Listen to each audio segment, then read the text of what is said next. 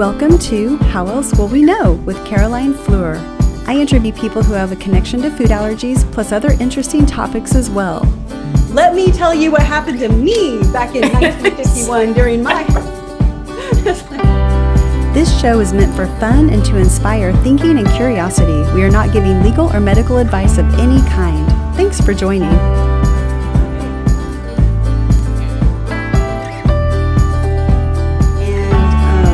You don't know what's going to happen.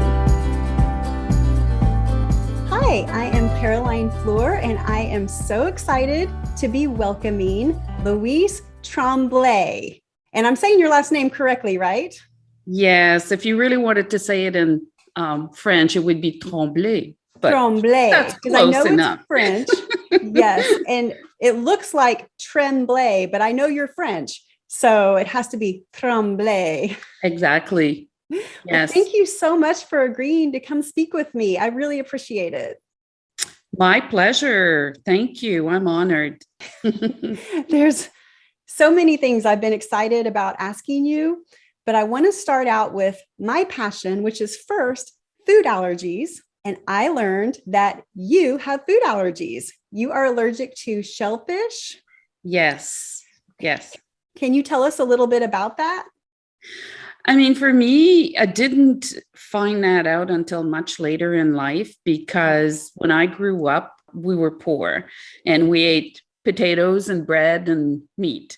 I mean, there wasn't any fish or any shellfish for sure in the house. So I didn't discover that until much later. And it wasn't because I wasn't eating it. It was part of the food. It just had been, there were traces of it in the food that I ate, because somehow instinctively, I knew something was wrong with shellfish for me, because just the smell of any shellfish turned me off. Like it did something, like I wasn't feeling good just smelling it. So I didn't really have any interest in eating it. But as it sneaks up, like any other allergies in food, whether it's powdered spices, whatever it is. In my case, there was some clam juice in the sauce that they gave me. And then suddenly I started having that reaction, like hives, and my lips were swollen, and I felt dizzy, and I was in a meeting. I was traveling for business, and we had lunch, and then I went back to the meeting, and then that happened, and everybody was looking at me like, "What's wrong?" And I didn't know what it was, because I had never really, had that reaction. So I ended up being quite sick. In my case, I'm lucky enough that it's mild. It's not life-threatening. So I can actually treat it with Dimetapp. And I have to have that with me all the time, just in case. But I'm so scared of it, because I mean, it was incredible the way I looked when it happened, because everything was swollen and all that. And then I discovered that that's, I was allergic to shellfish. And so now, and I'm a vegetarian, so I read everything. I like to do my own food because I know what's in it. Right. I'm just sitting here right now, picturing you in a professional business meeting, because your day job, you are very professional, and feeling these things that you are feeling.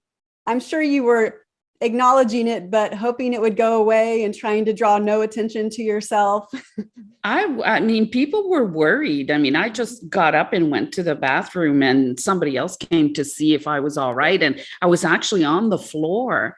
Okay, that's something you are not supposed to do. And people do it all the time because you don't want to make a scene. It happens with people with asthma as well. I'm having a problem. I don't want to make a scene. I'm going to go alone to some location. Well, and also because I didn't know. I had no idea what it was, because, and it happened in a matter of minutes, I mean, and sometimes some people it will take an hour before it even comes out, with shellfish. Right. And then somebody said, "Well, what did you eat at lunch?" And then I said what I ate. And then somebody actually called the restaurant and yes. And they said there were, and had I known I was allergic to it, I would have mentioned it before I ate it. Of course. But, if you have allergies in a family, that might happen too. But never discovered that my parents or anybody, had allergies. But my sister later in life developed allergies to mushrooms of all things. Okay. Luckily, my son is not allergic to anything. Yay. That's great. He'll eat anything and everything. And I'm so thankful because I also have a lot of intolerance to other certain foods, right? Okay. Wheat, that sort of thing.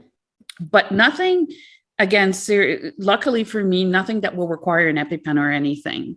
So far, who knows, because I'm not going anywhere near it. So who knows if it doesn't get, worse, but it's scary. So I know that, your son has nut allergies and it's very serious. It's, life-threatening. And I don't know, kudos to you guys. And I don't know how you do it because it's so, hard to manage, right?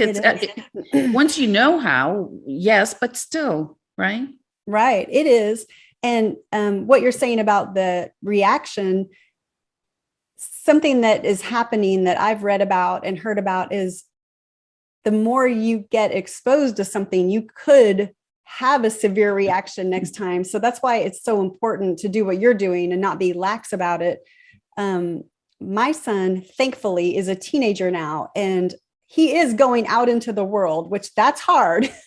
Having him off, if he's going to go meet someone at lunch, I make sure he's going somewhere we've been, he knows what to order. So that part is scary, but it's nothing like when he was a kid and I couldn't control what other kids or adults even would hand him. Even though I would tell them, don't give him any food, they would do it. It was crazy.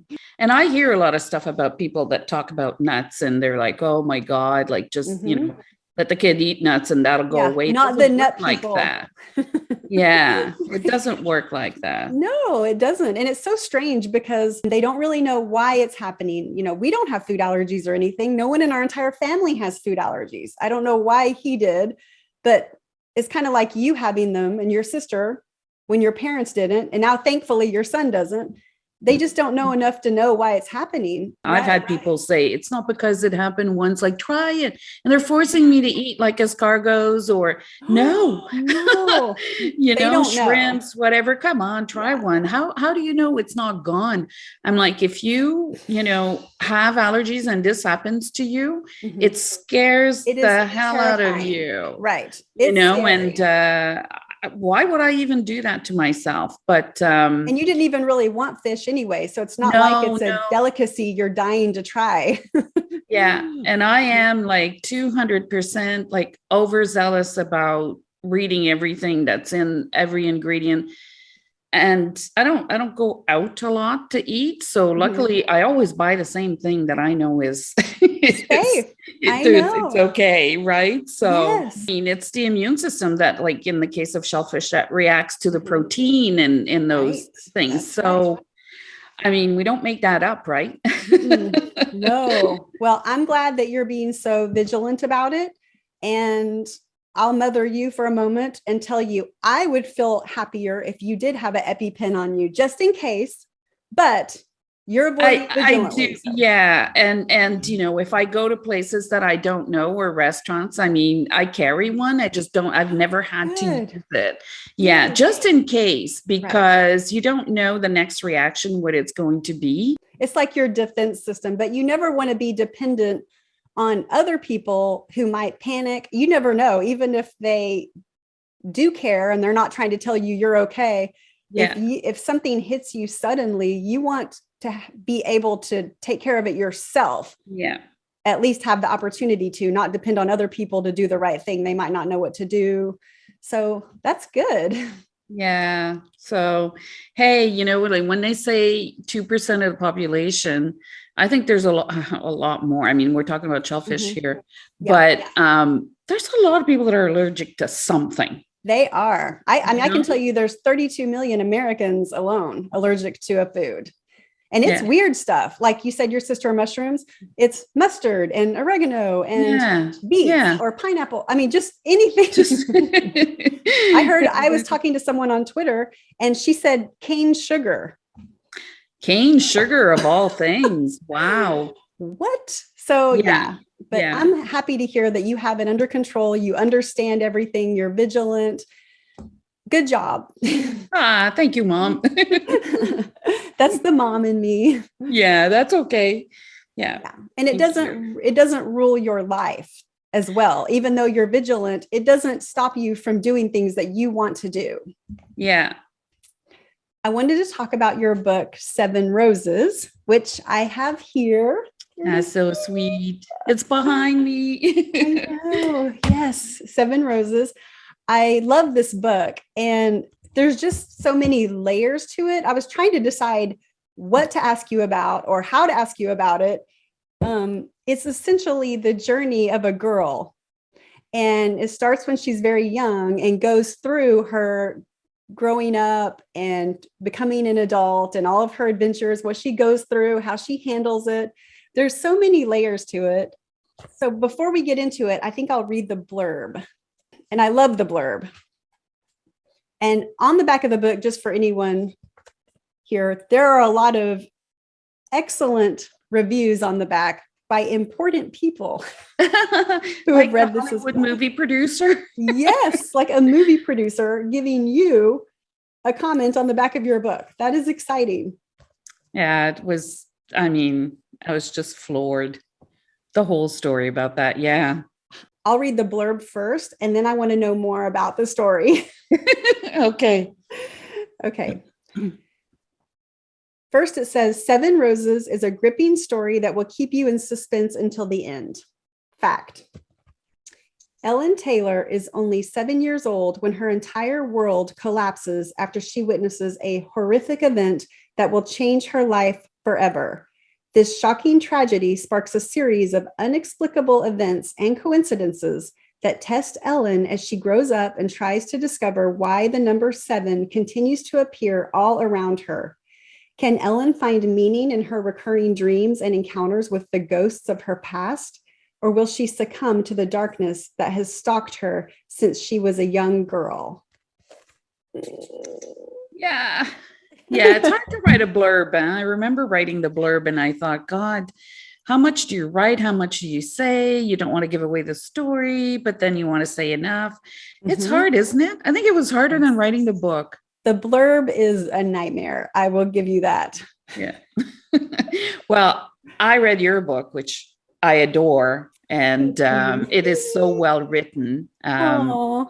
Destinies and Other Dilemmas. Mm-hmm. Well done. Such a great book. I appreciate that.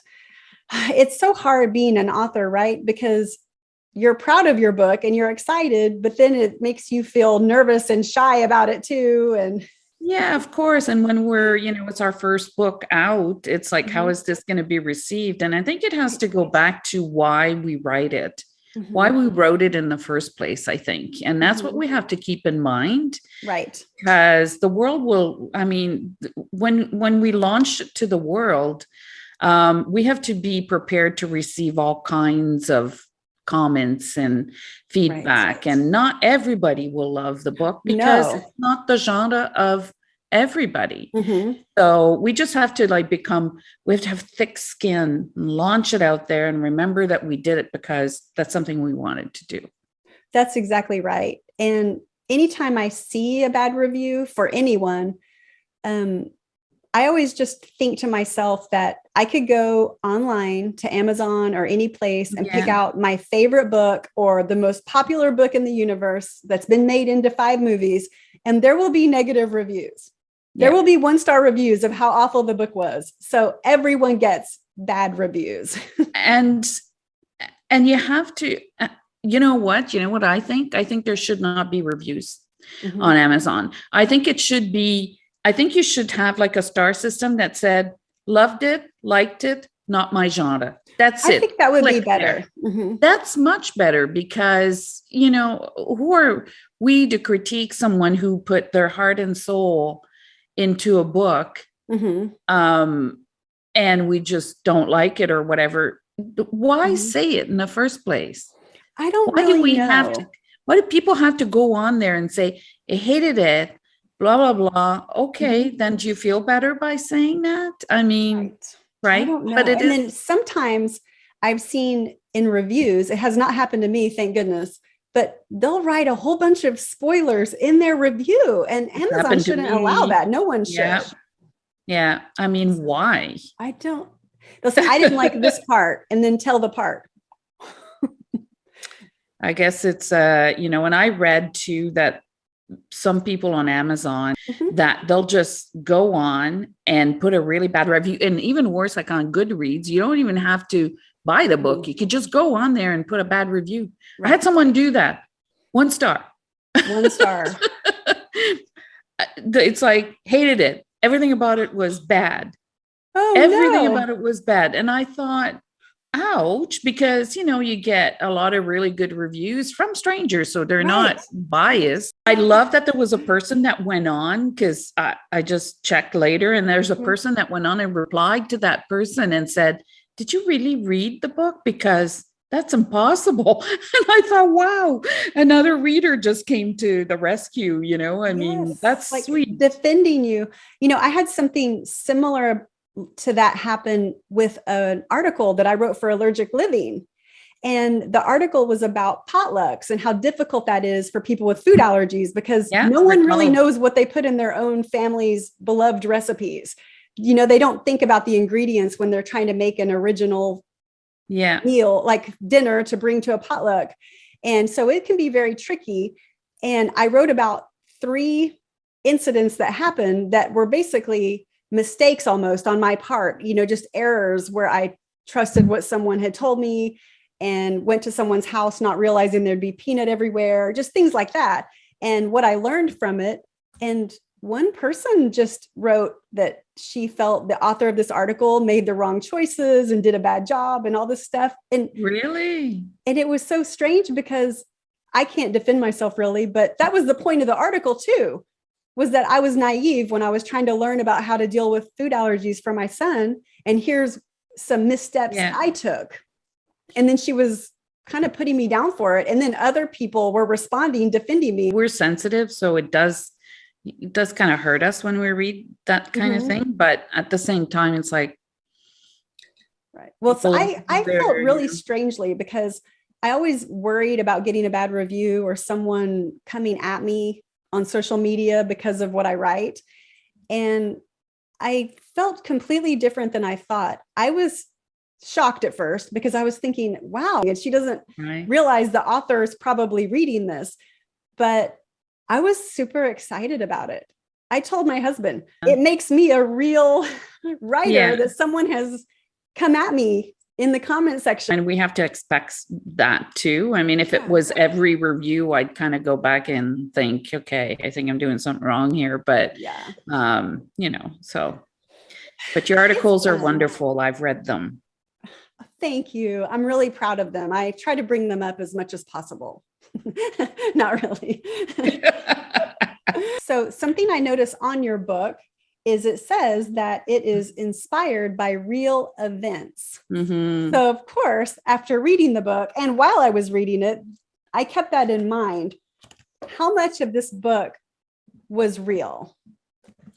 So it's interesting, that question, because, most people who read it want to know that, just because it is inspired by real events. Right. And when I started writing it, or when I was about to write it, I thought about making it a true story. Right. Right. And oh my God, I'm going to try and make that story short, but I have a Okay. really good friend of mine. Her son is a genius. He was 10 years old at the time, and we're sitting around a fire and, like a campfire at her cottage, and her son is sitting there, and then she's like, tell me the story, how you're going to write it and things. And so I tell her the story, which it was all based on my own story. And, her son was just like looking at me going, okay, can I give you a piece of advice? 10-year-old.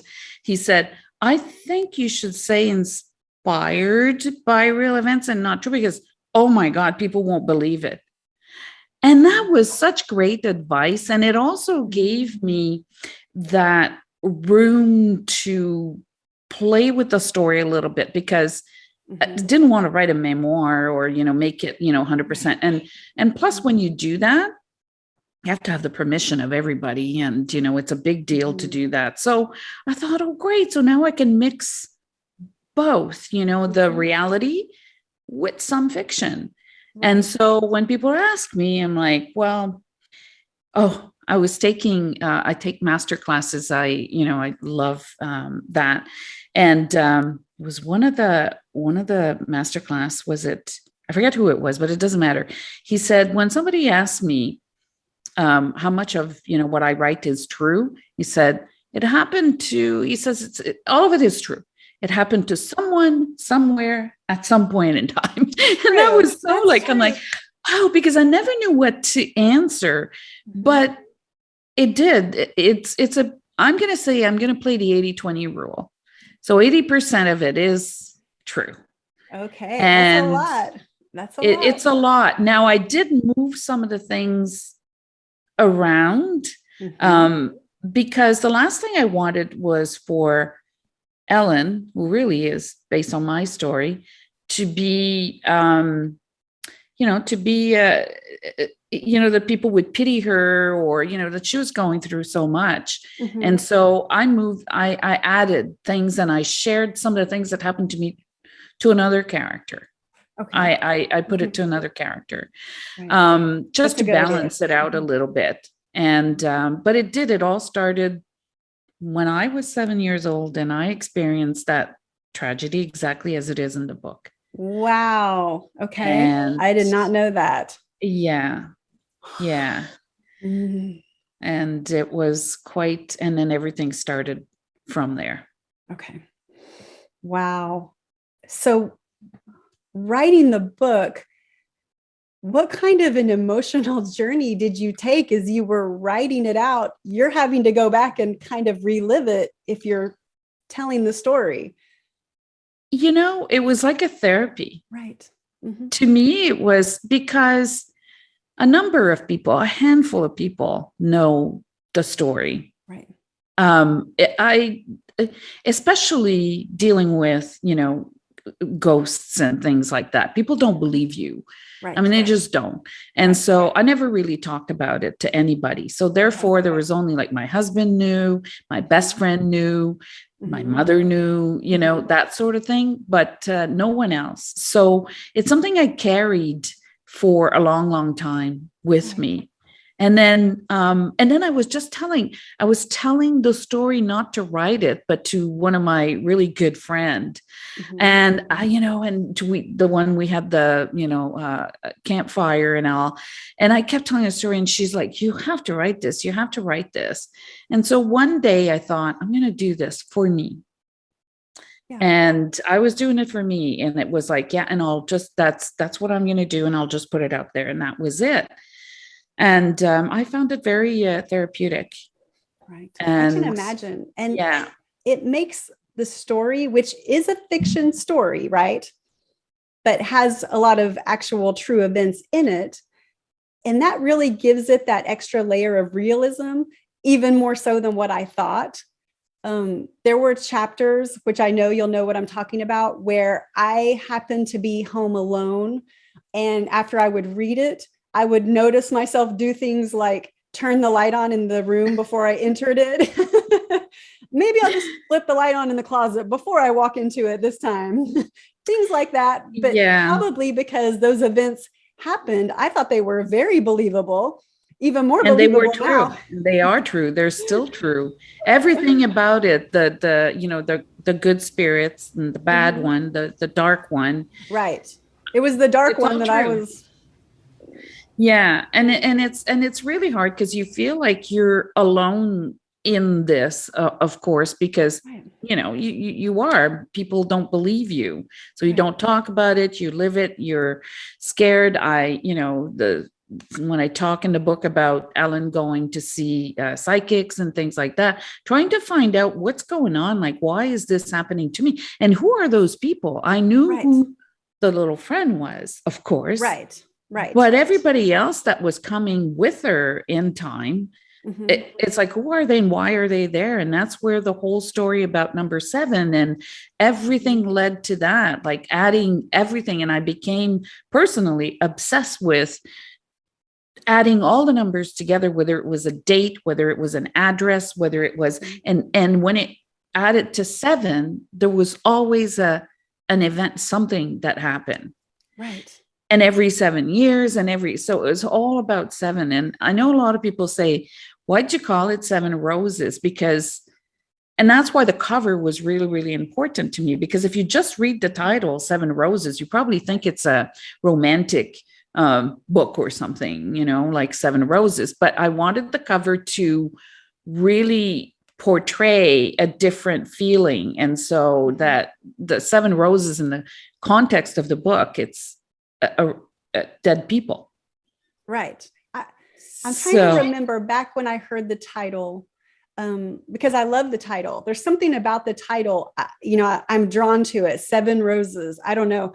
I didn't think of it as a romance name. For some reason, when I heard it, it seemed intriguing. It seemed like, I don't know what it was, something. And then this might not be a popular opinion, but I do pick out and pay a lot of attention to covers. I won't say I judge a book by its cover, but I do too. But I think it's very common. I love this cover. I feel like this cover is simplistic, but it tells so much. She's walking away. There's a butterfly near her. She's carrying a flower. She's wearing a skirt, but also kind of like tennis shoes, not dress clothes. There's just so much to it. Yeah. I love it. Thank you. I have to say, I was looking for something and I didn't know what it was going to be. And I searched for a long, long time before I came to, this cover. And the minute I saw it, it was like, now the girl in that's like, I bought that from Shutterstock, but the flower and the butterfly and that like was added. But that's it. Like everything else was just so perfect. And it's beautiful. So the idea is she's going to put a rose on her friend's thank you tombstone, right? Like that's where she's going, and the butterfly's always with her. I loved it. There's a lot of symbolism in the book. There's butterflies flying around. Do you see a lot of butterflies as well? Always. Okay. Always. I mean, that's a true part of the story as well, the butterfly. And I, personally always saw it as my friend. That was her way of either coming in as a ghost, or there was a butterfly in times where I needed it most. It would just land on my shoulder. And, so I'm going to tell you something. I freaked out about a butterfly. Before I published a book, I had I had the script written and all that. And I gave it to somebody that I didn't know. I actually gave it to my friend who said, I'm going to have somebody that I know that's going to read it and give you honest feedback. Right. So I'm like, yeah, yay. Because, you want to do that before you publish. And this person, she calls me back like 2 days after she gave it to her. She says she wants to meet you. And I'm like, oh my. And so anyway, I meet her, and guess what? I still have goosebumps. She said, you won't believe. First of all, her name was the name of Anna in the book right? Okay. But Anna is not the real name, of course, right? But the real name of the girl. That was her name. And she said oh my God, she said when she read it, she sat in her backyard and a butterfly sat on her shoulder the whole time. And get a load of that. She has a tattoo of a pink butterfly. Oh my goodness. She was freaking out. I bet she was. I'm freaking out. I'm like, and she said, you have no idea. She said, I lived this book when I read it, and I'm like, oh my God. But when I talk about, there are no coincidences. there's no like just coincidences. There's Mm-hmm. meaningful coincidences. And I do Right. think that some people come into my life Mm-hmm. for a reason, and I always try and add that together Right. to know why, whether it's a number, like I'm a maniac with numbers. Mm-hmm. You don't want to ask the person what's your date of birth and all that, but I will add them all. Like if somebody gives me a date, I'm adding all the numbers. Mm-hmm. My son was born, if you add his year, month, and day, comes to 7. He has 7 letters in his name.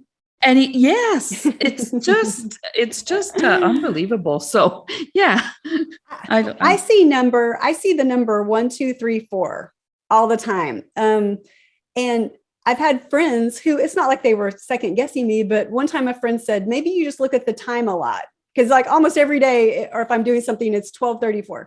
But I told her, it's not just that. It happens like, I mean, it's hard to remember all the times, but I know one time I was pumping gas, and when the gas pump stopped because it was full, I picked it up and it was $12.34.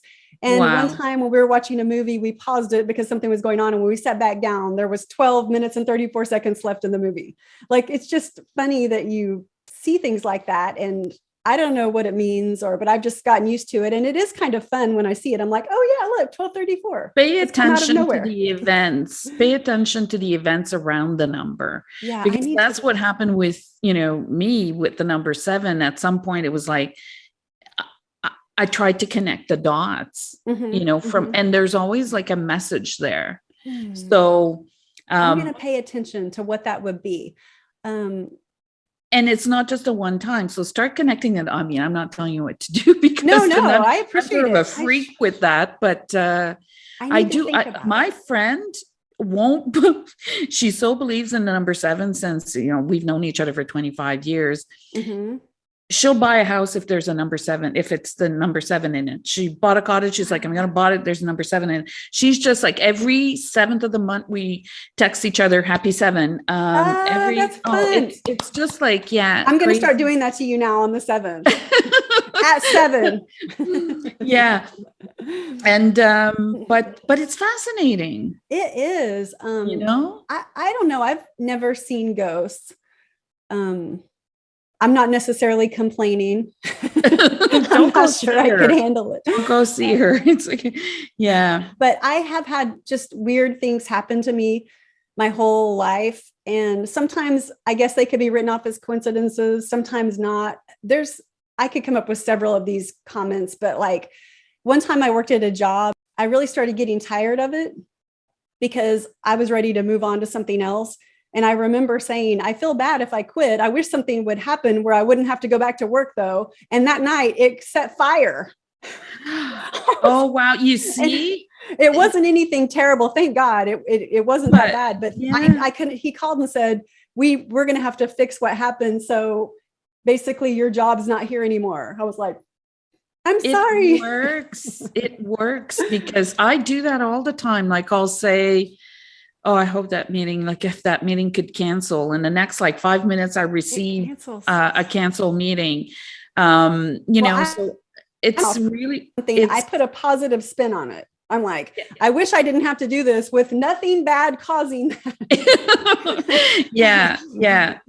I have a lot of premonition. I mean, I remember one time I was driving and I felt a whole accident happening and I'm behind the wheel and I'm going, oh my God. And sure enough, yeah, it's kind of like I see it a minute before it happens. It's so really crazy. Weird. Well, sometimes it's more predominant than usual. Like I'm named after my grandmother. And when my husband and I lived in Chicago, which has been years and years ago, I woke up in the middle of the night and I was itching all over. It was so annoying. It kept waking me up and like my arms were itching and even my stomach. And at some point I woke up and sat up in bed and I said out loud, why am I itching? Like, what is going on? And I worked at a clothing store on Michigan Avenue. And I was like, I hope I don't have lice or something from the clothes. And anyway, it turned out that my grandmother passed away early in the hours that morning, but she had woke up in the night when I did, itching all over. You see? So Like, those are the signs. You I can't know. ignore them. Mhm. Yeah. That's just, I'm saying, I'm such a believer, of course, because it's, But you that's know, and a pretty coincidental situation. yeah, Not a coincidence. right. Yeah, Yeah. for a reason. When you Yeah. have some things happen like that, I think it makes it easier to believe there's things going on we don't understand. What they Yeah. are, we don't know, and it's okay. And maybe we don't Yeah. need to know everything, right? Yeah. Mhm. Well, I mean, my mother, when that started happening to me when I was young, she just thought I was not well, Did you try to tell her that you were Yeah. seeing ghosts? Okay. Yeah. Well, exactly like in the book, if you read Mhm. it, when the mother comes around and exactly. I don't want to give it away, but Mhm. it was exactly like that. That's why I'm saying there's 80% of that is all like true. And that had to have been disheartening to share that with your mother and then to not be believed. Yeah, that was really hard. Right. It was really hard. It was sort of like the oddball in the family, if you want. Right. And when you're young, you're 7 years old, you don't understand what's going on either. Mm-mm. And to be blamed for the incident too, Oh by no. In the book, you were blamed for the incident in the book? yeah, remember I shouldn't people are going to now read it thinking they're reading. I always try and keep to, Ellen in the book, but then I can't help myself but say, yeah, because it was true as me. But Anna's mother in the book, Nicole, she just freaked out when it happened. Right. So, Right. yeah, but I mean, yeah, you're 7 and then things like that happen. And, and then this recurring dream of number 7, the 7th door, true, Right. all true. All Oh. true. The end of it, the situation that happens with it when it resolves, all true. Yeah, but you see, you can see why if you try and say to people that's like really what happened, people would say, Is it really? Is it really? So that's why I don't care. I'm not out there for people to. This is not about believing my story. This is about reading it, hopefully a good story. Right. And hopefully it's kind of intriguing and, it makes sense. It is. So when you saw ghosts, even going back to when you were a child, was it just visually they were around you or did you hear them? Both. Okay. So they speak to you not a whole lot too. Like when, when I was 7 and that happened and I had the ghosts with me of my friend, visually I could see, but not a whole lot of words, not a discussion, not like, hey, I'm here, we're going to sit and talk. It was always a message. Okay. In the case of Anna, she was saying, what happened is not your fault. That's what I kept. You needed to hear that. I needed to hear that. And so there wasn't, Gabby, the old lady, it was 2 or 3 words, but very, very significant. Right. In the book when Anna says, and I don't want to give away the story, but remember Jack, and Anna said, look at his eye. Right. Look at his eye. Right. Right. That's the only message I had, but it was very important. That was that real too? Yes, that whole part. I'm not going to say what is not true, but the part in the woods and all that. Yeah, unfortunately. Unfortunately. And the meeting later. Yeah. Goodness. I look back and I think, wow. So, but the way I always see my life is not, that's why I never like telling the story, is that I don't want to be pitied. It's not like, oh my God, hey, I'm a survivor. I try and understand, I try and connect dots and I try and do something meaningful with it. Right. That's the way I see it. It's never, I never felt a victim. No, and the story was inspirational, I thought, because things are being thrown at Ellen and she's persevering over them, right? So it gives you a feeling like you can overcome anything. Yeah. Mm-hmm. Yeah. And I think that was part of, that is true. That's who I am, first of all. But that is also what I wanted to do with the book, is that I didn't want people to just go, oh my God, poor thing. No, it's about how you can do what you have to further yourself. Right. And your life. And just, things happen. And you can either go one way or the other. If you're seeing ghosts throughout your life, does it help you see the bigger picture when you're going through some of life's obstacles? 100%. Okay. I didn't know if it would be a comfort knowing this is just part of it, but I know that there's this bigger picture out here. So I just have to make it through. I believe in, I'm going to call them angels, right? I believe in that a lot, and I speak to them a lot. And my life always leads me to soulmates. Okay. And I mean that in people, not a husband soulmate or anything like that, but people always lead me to a soulmate that I should, for a reason, be connected with. Okay. And I now pay a lot of attention to that. And I'm like, so this person came into my life for a reason. I will pay attention to that. And whatever that is, there's always a message with it.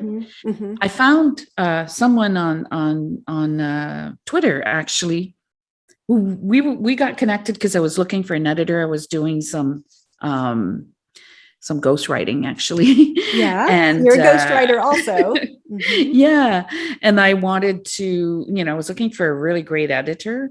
And this person, points me to this guy who absolutely, we're now like connected for life. Okay. And I find out that she too talks to, the angels and that. So we're finding each other. Right. That's the amazing. Universe, is so big and there's so much out there that it's a passage, and we're here to learn. I feel like that too. I talk a lot out loud to, I guess, my grandmothers. I do it all the time. So I believe they listen. Yes. And people will say, well, why don't more people see ghosts? But they probably just don't want to see them. That's right. And they will respect that. I've seen you talk before. You've had a lot of interviews, you've had a lot of podcasts, and you have mentioned that you are divorced. You and your husband got a divorce. And I was wondering, because that had to have been a very difficult time. So I was wondering if your angels that stay around you were a comfort to you during that time or helped you get through it. Absolutely. And the really bizarre thing with that is that there wasn't anything wrong with the marriage. Okay. That's the weirdest thing. We've been divorced for so long now. Like, I don't know, I'm going to say maybe 28 years almost. Yeah. But and we've always remained friends. There was nothing, and it wasn't because somebody else was in each other's life. I think it's just because I needed to go in a direction where it was off track from our marriage. And it was really hard because, well, guess what? My son was 7, and something happened. And what was difficult is that I felt guilty. I still do. And I'm single. It's, right. I feel guilty because I'm like, why did I do that? And I don't have the right answer, except that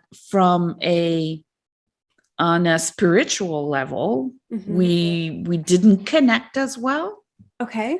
And which is a big level. That's a big level. It's a big level. And all the stories. And by the way, you read my book, and I was so nervous because it was like, oh my God. But he said, you kept me up like 2 days. I couldn't put it down. And I think for the first time, he really understood what was happening. Because if you think about, everything, and somebody doesn't believe in it at all, and you're there, and things happen to you and you want to talk about it, and you don't connect at that level at all. But we remained a family. We went, after that happened, we made sure we went for dinner with Patrick together once every, 2 weeks. We even took him to Disneyland together. Like, we didn't want him to feel like he had lost his family. And so that was wonderful. But yeah, I think, yeah, there was so much happening. I mean, my, first love died for real. There was so many things in my life that I was trying to find my true self in all of that. Right. And it happened at that moment. It's interesting because I think that's what we all do. We go through life and we're searching for who we are, and you have all these twists and turns where you think you found it, but then you realize, no, this isn't a good fit. And it feels like, to me, as you were going on your journey, you sure faced a lot more serious obstacles than most people as you took your path. I mean, loss. Yeah. But, again, I think that's all happening for a reason, Right.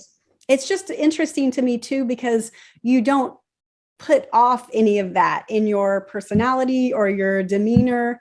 Just the feel that you give people. You're very positive and warm, and nobody would meet you and say you've been through all of these things, because sometimes you do meet a person and you can tell that they've been through it.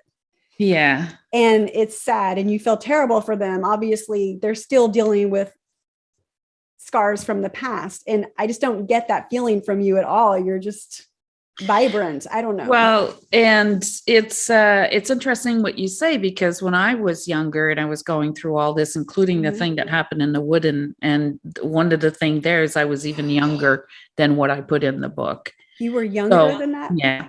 So, and then you go back to school, and I refuse to be a victim, even at that young age.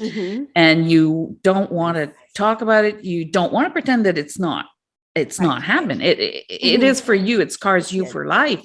But I didn't want to give, whatever the bad vibe in the universe that made that happen for me, to give them the pleasure of seeing me a victim for the rest of my life. No. Even as a child, you had that determination. And I was, putting on a smile to the point, and things were not easy for us when I was young at all. It was a lot like in the book. And I thought, if I smile all the time, people will not. I mean, I don't want to be the one that they're going to point at and say, oh, by the way, she can't even get like a school uniform or anything like that, because we didn't have any money. Right. So you're standing there with your dress that you stand out like a sore thumb, and people just, they bully you and things like that. And I thought, it's okay. I have a friend. You know what I mean? Right. I have a friend, and that's the butterfly would literally happen and land. And that always kept me calm. But where I'm going with that is that you put on a smile and you always look up, and you know what they said? Oh, you must be a spoiled kid. Whoa. If they only knew. No. If they only knew. And so, and I thought, fine, I'd rather you think that than think I'm a victim, because I'm not. Right. I mean, I would say, in a way, you must be doing something right if people are thinking, wow, she has everything. Her life's right. So easy. Yeah. So I don't know. And I don't want to say, this is not like, hey, this is a switch and you can all do that. No. I've known a lot of people that have gone through a lot of things, and I would never judge anyone because they just can't get past. They wear their pain. They wear it because if you don't, it's almost like, it didn't happen. For a lot of people, it's like that. It's okay. I'm not at all like saying, hey, it's that easy. It is Right. not that I easy. agree. Oh, no, it is not that easy at all. It's not. And I was just in some ways lucky. I had my ghosts. Right. And You know? that would give you the sense of a bigger picture, because Yeah. especially as a child, you don't know of the outside world. You don't know what's going on. That's why there's so much there's so many problems with teenagers Yeah. and children sometimes, because they can't Yeah. see the bigger picture. Like during this pandemic, it's been so hard on a lot of teenagers Yes. because it's hard for them to understand this is just the beginning of their life. It's not the end. This will end. You know, they don't have that life experience, but you Yeah. seeing spirits around you would have given you that extra understanding that there's more going on than just my school outfit. Yes, exactly. Exactly. So I mean, I thank my lucky star for that, Right. you know? Right. So that's why I'm not afraid of dying. Mm-hmm. Mm-hmm. I could see there would be a comfort that you know there's something else because you're surrounded by spirits. Yeah. Mhm. Yeah. Yeah.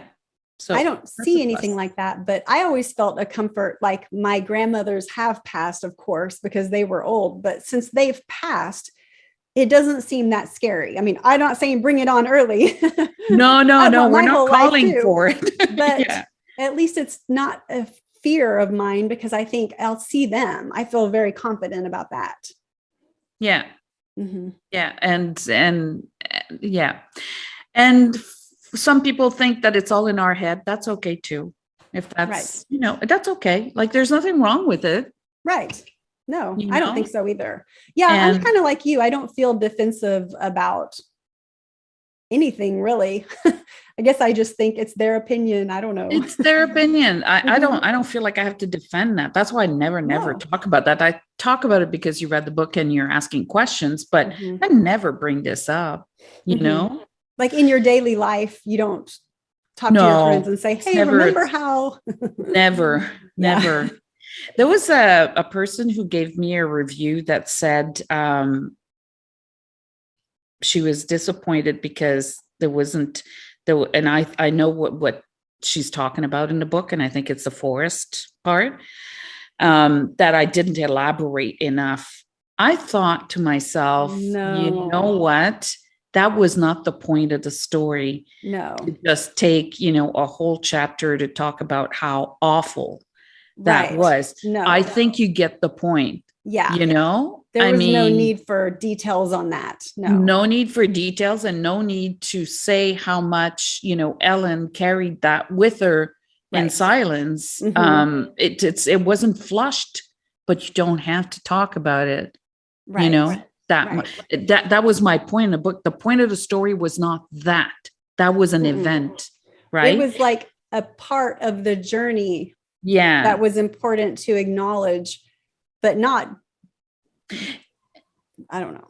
And it was important to connect because of the dots that it connects later. Right. With, That's right.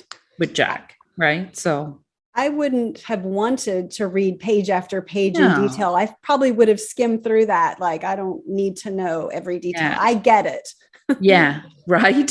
That is not good. We understand. But so again, I think everybody, has their own opinion, but it's fine. Right. It's Yeah. fine. So I have to be careful. Like I am writing the sequel. And Okay. So you're working on the second book now. Yeah. And but I debated a lot, and especially, and I'm just gonna put in that parentheses because it's important, because the Hollywood movie producer who's shopping it to, for a movie, and that takes forever, by the way, that's okay. With the pandemic, don't forget the pandemic. Well, it all happened right before I met him in Hollywood, right before the pandemic. So now it's like, but anyway, we stay in touch. I know who he's given it to. I know the interest that's there, but he's also warned me of, it takes time, right? I mean, this is not something a studio picks it up. There's got to be budget. There's got to be finances, all these things. You got to lock in the actors. Anyway, It's a long process. It's a lot. The screenplay, the whole thing.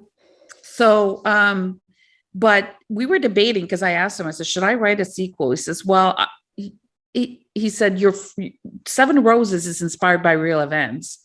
If you're going to do a sequel, there's got to be a continuity of that too. Like there's got to be something that relates it to that's inspired by real events. Otherwise, it's a whole different book. And so I sat on it for a while, and then I thought, geez, I have so many stories. There is a continuity. I just didn't know if it was going to be interesting to bring it there. Mm-hmm. And then so I started writing it. I've got about like 9 chapters written, so it's not a whole lot. But I gave it to someone who you know, unbiased person that had read the first book. And she's like, I can't get enough. Like, when are you going to be done with it? So that encouraged me. And the reason why he said, yeah, in that case, do it, is that if it's picked up by HBO Max or Netflix, and they want to do, because there's so much in the book, it's hard to do a movie with everything of it. Could be a limited series, right? Series so you could have 7 episodes with the first, because that's seven episode with the first book, and then 7 episode with, because he said they're going to ask you right away, like what's next in the pipeline for you. So he said, at least you'll be ready for that with that. Right. And you'll have something in the pipeline. So. Yeah, I'll have something in the pipeline. And you know what? And if it never happens for whatever reason, although he believes wholeheartedly, if it never happens, I'm just like, wow, I never even knew that a Hollywood movie producer would pick up my book. Right. Like never in my life would I have, you know, thought that. I mean, that is exciting. I'm excited about it. And very happy exciting for you. There's so much possibility. We'll just have to see what happens. I had to be pinched, like when he said, okay, you know, because I got a call, right? And then he said, can you, you know, so let's meet in Hollywood and in Los Angeles. And I'm like, oh my God, is this real? Like, is this really happening? And he said, so what are you, a journalist or whatever? He was like, no, I was just working in high tech.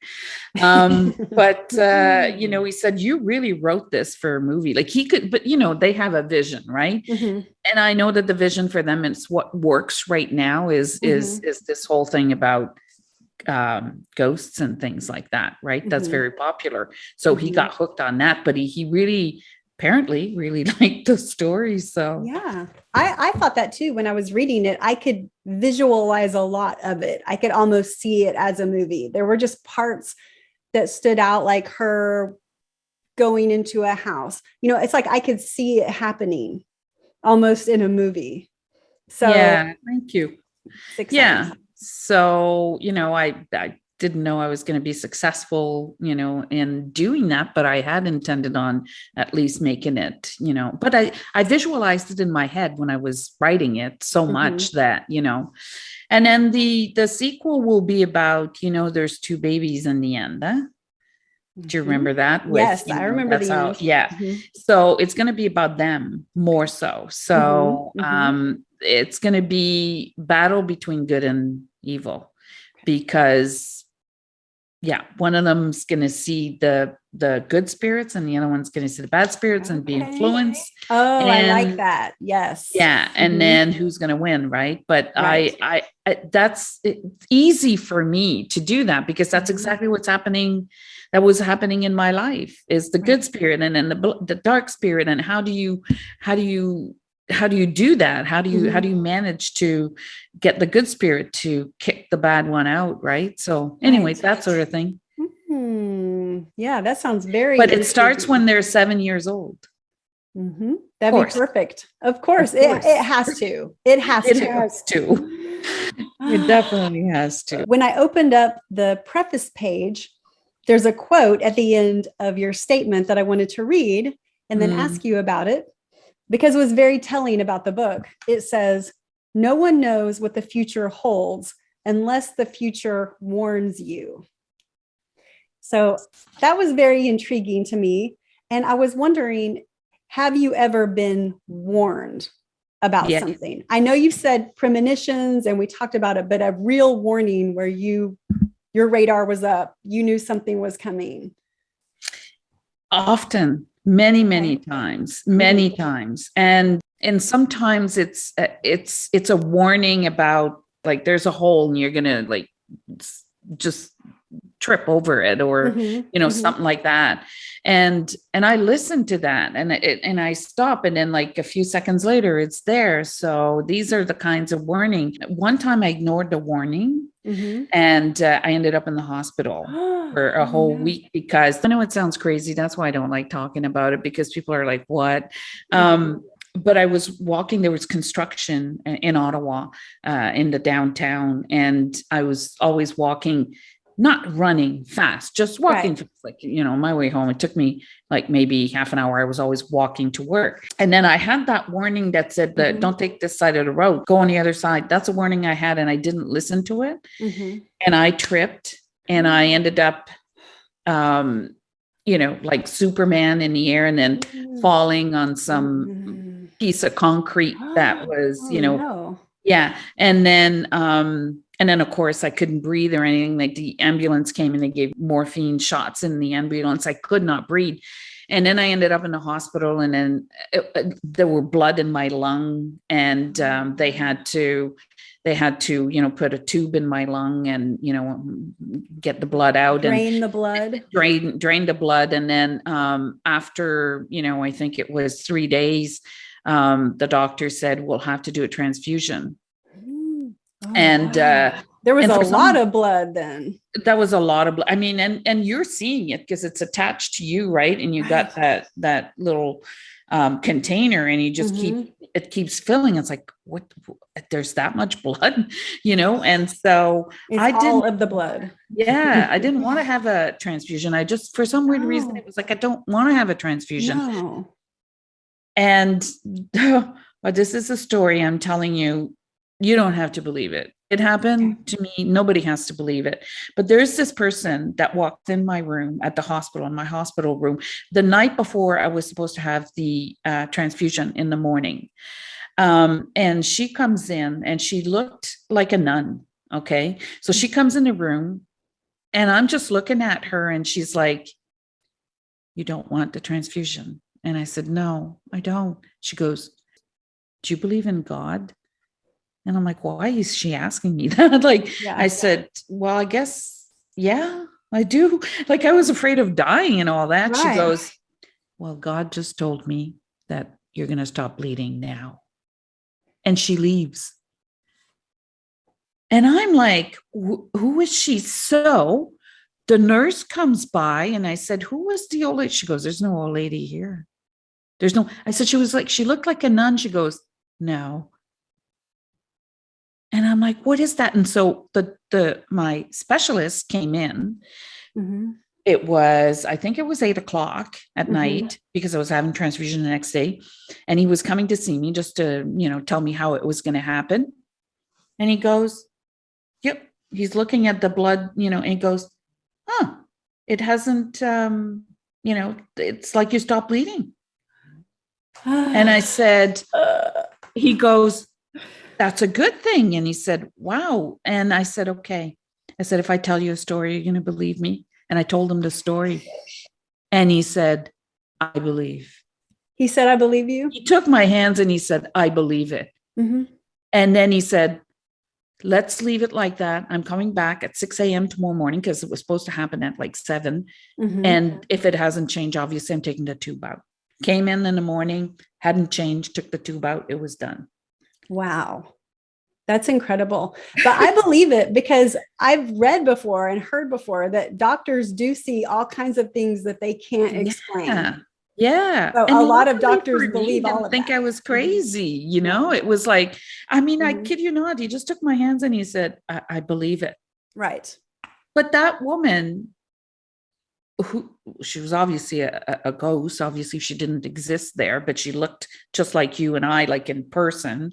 But if she looked like a nun, they would notice a nun. Anyone would notice a nun dressed up in a habit. Yeah. You wouldn't. She had a cross around her neck and the whole thing. Like she didn't have that thing on her head, but she looked like a nun, know?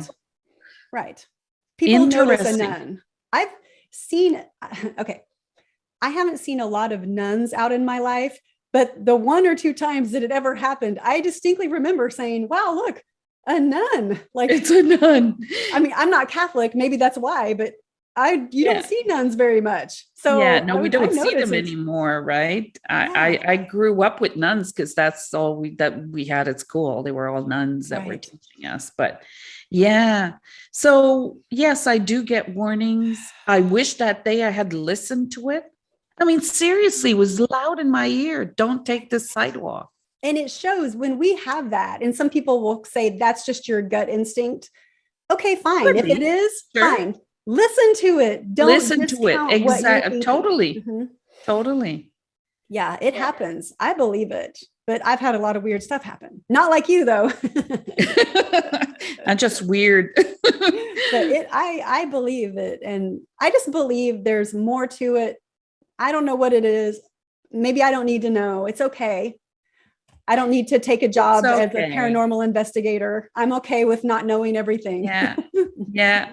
I mean, it's funny because my producer said to me once, he said, you should do like the show on TV about like the psychic, who helps like crimes and stuff. I'm like, Yeah. you don't understand. I don't want to promote that of me. It's not Right. like I want to use this.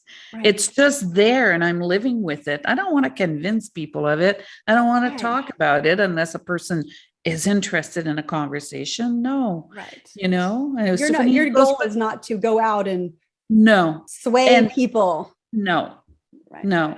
Mhm. And it's, he said, but you got a gift. I'm like, yeah, well, good. If I can do some good with it, I just don't want to, I just don't want to use it for that sort of thing. Right. And I don't blame you either. It's just part of who you are. Mm-hmm. Right. Mm-hmm. Mm-hmm. So hopefully leaving a legacy behind, because you know what they say, it's awful to say, but when you're dead, your book is more, it sells more, eventually in the second generation of my son's kids or whatever it is. But for me, it's also kind of leaving that a story behind that these things happen, right? Mm-hmm. Mm-hmm. And you may not be there any longer, but these things happen. Right. That's true. Thinking of spirits being around you or ghosts or angels, has it ever crossed your mind when you are in the shower or in a place where you're typically not having another person there or an audience? Okay, let me see if I understand your I'm question. thinking maybe I think about that all the time. Really? I do. I do. I even talk to myself. I'm like, yeah, I know I gain weight. Don't tell me, You're like, stop right there. I already know. Just stop right there. I know, no, but it's like, if people saw me here because I live alone, they would think I'm crazy sometimes because I have conversation with these people. I do. I'm not bad conversations, just saying, yeah, I know. It's like they're talking to me. I'm like, I know. Yeah, I'm not crazy. I am not crazy. But I do know they're there. So I think about it all the time. Right. Well, I was just thinking, I'm trying to think of how to word this, but I am a married woman. I know exactly where you're going. You know the path I'm going down here. So don't think about it because you'll go crazy. You'll never want to do that again. But I can't see anything. So would be different if I could. It would be like, out. Listen, I had a cat that just liked to walk. You're like, dude, what is your problem? Get out. I could not take it. I mean, I would go in my bathtub and the cat would just come and look at you. And I'm like, no, out. Like, you out. And then, and even in the bedroom, it's like, I remember my husband saying, it's just a cat. Like, yeah, no, they live, they know, they see. I don't want that. I don't want it. So anyway, I know exactly what you're saying. But in order to overcome that, like, just think that that's not what they're interested in seeing. No, and I would think they don't care. Right? No, they don't care. This is human stuff. Like, they don't care if we ate eggs for breakfast or. They connect with your spirit. They connect with your energy. They don't watch your body doing that. I'm saying that, and what do I know? I've convinced myself they don't watch your body doing things. Right. They just feel you. We're all made of energy, and when you need help, you know, and your energy carries that, that's when they come in. True. And energy, I really believe in energy. If you walk into a room where something stressful is going on, even if everyone looks fine, the tension in the room, you can feel tension. Yeah, absolutely. And so that's why, like, I mean, don't worry about that, because there's, they're not there to peek about, you know, what's going on. That would be awful. Isn't that right? Yeah, no, it is though, but I know, trust me, thought about it. It's funny to think that your husband would say, look, what is the deal? They're out. Close the door. They're not coming in. Oh, lock the door. They come through doors, I'm sorry to say. But yeah, no, not at all. I mean, hey, nobody will know until we get there, but I don't think so. I do believe in energy, and I do believe they're there for you when you need that, when your energy calls for it. Right. So we mentioned it once briefly, but you are French and you speak French beautifully. So I was wondering if you could say something in French for us so we can hear your beautiful accent. Okay. So how about we end it on a good note? Okay. And I'll say, Caroline, je te remercie beaucoup pour l'entrevue. Ça a été très, très agréable. J'ai bien apprécié. Wow. I love it. What did you say to us? I won't tell. No, I said, thank you very much for the interview. I really enjoyed it. It was very enjoyable. Yes, I did too. Thank you so much for being here and speaking with me about all of these interesting personal issues. I really appreciate it. And I hope you'll come back and do it again when you have finished your book and things have happened with your producer, and we can get an update on all of that. That'll be my pleasure. Thank you so much. Take care. You too. Okay, bye. Bye. The only way we can keep learning and growing is to keep asking questions. So we're going to keep finding knowledge and sharing information, and we'll do it together.